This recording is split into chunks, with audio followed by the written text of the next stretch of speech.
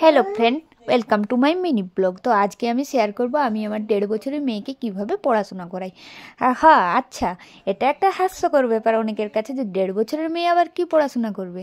কিন্তু হ্যাঁ, এটা ঠিকই, পড়াশোনা নয়, কিন্তু একটা খেলার ছলে লার্নিং তো করা যেতেই পারে, কারণ এখন থেকেই শিখবে। কারণ এখন তো আর আগের যুগের মতো নয়, এখন তো 3 বছরেই স্কুলে ভর্তি হয়।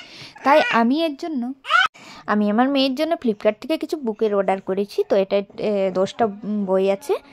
এটা আমার মনে হয় 400 টাকার মতো পড়েছিল।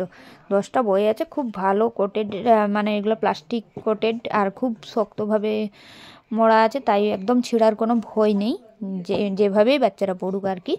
তো আমি একে কিছু ওর পিকচার্স আছে এর মধ্যে, যেমন কিছু ফ্রুটস আছে, তারপর গাড়ি আছে, তারপর আর ইদানিং মানে এই সব, যেমন এখন যেমন বাচ্চাদের যা যা দরকার হয়, এই সব ABCD 1 2, আমি এইসব কি বলে যাচ্ছি আসলে। এমনি 10টা জিনিস মিলেই বইটা আছে।